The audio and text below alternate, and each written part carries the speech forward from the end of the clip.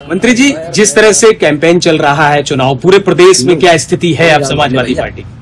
बस पूरे प्रदेश में समाजवादी पार्टी भारतीय जनता पार्टी को हरा रही है और समाजवादी पार्टी जीत रही है और समाजवादी पार्टी इतने सीटें जीतेगी, भारतीय जनता पार्टी सत्ता में नहीं आ पाई।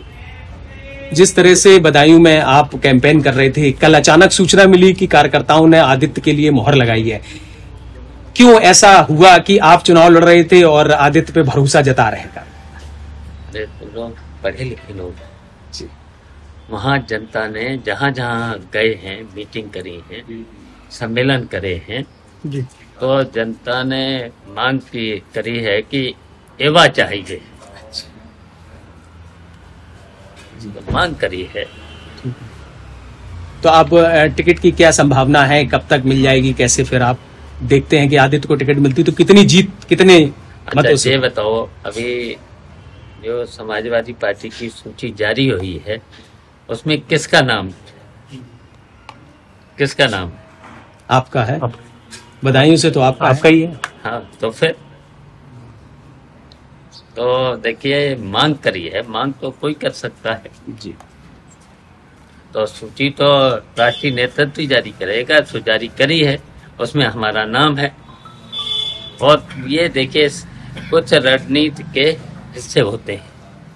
अब वो रणनीति तो आपको तो नहीं बता दी जाएगी, रणनीति को रणनीति रहने दो।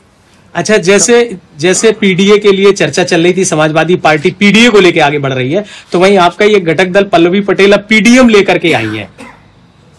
देखिए, ये सब चीजें हैं, लेकिन ये नहीं जाना चाहिए कि भारतीय जनता पार्टी की मदद कर रहे हैं। तो अभी जनता में तो ये है, ये तो भारतीय जनता पार्टी की मदद होगी, तो ये मैसेज नहीं जाना चाहिए। मुख्यमंत्री योगी आदित्यनाथ कह रहे हैं कि सपा शासन में अपराधी पहले कहीं पे भी बम विस्फोट कर देते थे, लेकिन अब हर जगह हर हर और बम की जयकारे लहरा रहे हैं। देखिए, अभी चुनाव का रिजल्ट आएगा तब पता चल जाएगा। देखिए, पुलिस के संरक्षण में जो हत्याएं हो रही हैं, जेलों में हत्याएं हो रही हैं, तो पूरी तरह से भारतीय जनता पार्टी के राज में कानून व्यवस्था ध्वस्त है। केजरीवाल को जेल भेज दिया गया, तिहाड़ जेल, मुख्यमंत्री रहते हुए। क्या लग रहा है आपको?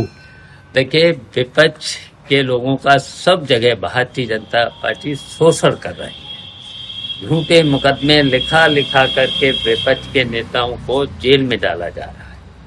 तो ये सब जनता समझ रही है, जनता देख रही है। और जब ऐसे घटनाएं हुई हैं, जनता ने ऐसे लोगों को सत्ता से उखाड़ फेंका है। भाजपा प्रत्याशी रामशंकर कनेरिया कह रहे हैं कि सपा में कई फाड़ हो गए हैं, ज्यादातर लोग उनके साथ आ रहे हैं। 70 प्रधान जा चुके हैं, 30 प्रधान लाइन पे हैं और कई बड़े नेता भाजपा ज्वाइन कर रहे हैं। देखिए, जब रिजल्ट आएगा, यहाँ इटावा में भारतीय जनता पार्टी का पता नहीं चलेगा। अगर आदित्य यादव वो बदायूं से लड़ते हैं तो फिर आप कहाँ से चुनाव लड़ने की तैयारी करेंगे? देखिए, हम चुनाव लड़ेंगे भी, लड़ाएंगे भी, इसकी चिंता मत करिए। लेकिन कन्नौज से कार्यकर्ता सम्मेलन हुआ, कल अखिलेश जी ने किया है और बड़ा संदेश दिया है। कन्नौज से कौन प्रत्याशी उतरने वाला है? तेज प्रताप का नाम चर्चा पे था। देखिए, वहां से भी देखिए समाजवादी पार्टी जीतेगी।